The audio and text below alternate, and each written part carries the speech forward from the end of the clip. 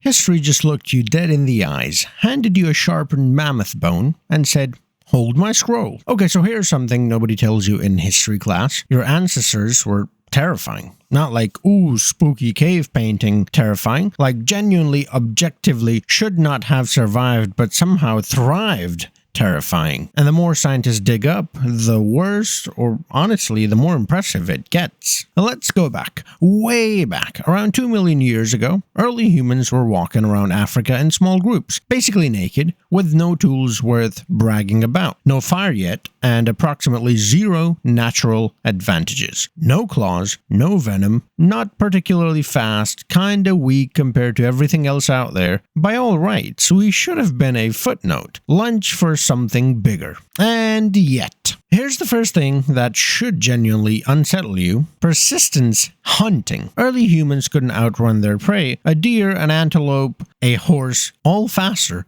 Way faster. But early humans figured out something horrifying. They didn't need to be fast. They just needed to be relentless. Okay, so picture this. You're an antelope. A weird hairless creature starts chasing you. You sprint away, easily, cause obviously, but then you look back and it's still there, walking. Just walking. Staring at you. You run again. It keeps walking. Hours pass, the sun gets brutal, you're overheating because you pant to cool down and that costs energy. The weird hairless thing, it's sweating efficiently. It doesn't overheat, it doesn't stop, it just keeps coming. And eventually you collapse, and then it catches up. And that's how our ancestors hunted. They didn't outrun prey, they outstubborned it. Which is honestly the most human thing ever. Scientists call this persistence hunting, and it worked because humans have one truly ridiculous superpower, sweating. We're one of the only mammals that cools down through sweat, which means we can operate in heat that shuts other animals down. Combine that with bipedal walking, very efficient over long distances, and early humans were basically biological endurance machine wrapped in a very unimpressive exterior. But okay, so we were annoyingly persistent. That's weird, but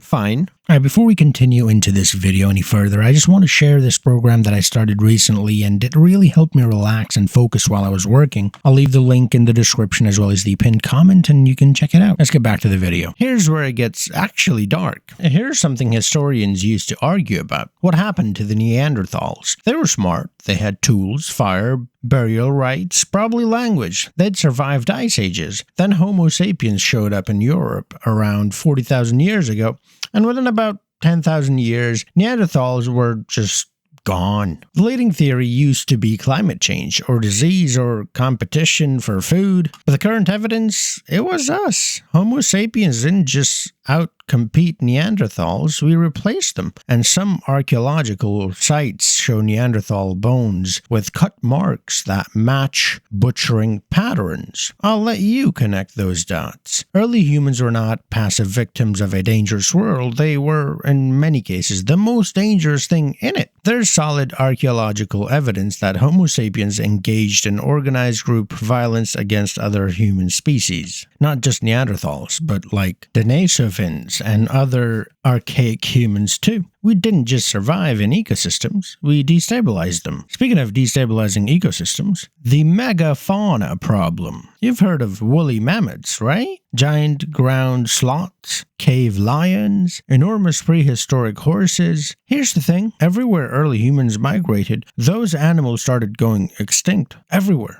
Australia, 80% of large animal species gone within a few thousand years of humans arriving. The Americans, same pattern. This wasn't coincidence. Early humans hunted these animals so efficiently, using coordinated group tactics, fire drives, cliff stampedes, that species that had survived millions of years of climate change couldn't survive us. We showed up and basically hit delete on the Megafauna folder. Oops. Every place early humans showed up, the biggest animals started dying. Mammoths in Siberia, gone. Giant sloths in South America, gonski. Enormous wombats in Australia, yes, those were real by the way, and also gone. Scientists used to blame climate change, but here's the problem with that theory. These animals had survived dozens of ice ages and warm periods over millions of years. The one thing that was new was us. Early humans were so effective at coordinating hunting, using fire, cliffs, sheer group tactics that we basically speedran extinctions across every continent we touched. Now let's talk about the thing that makes all of this extra wild.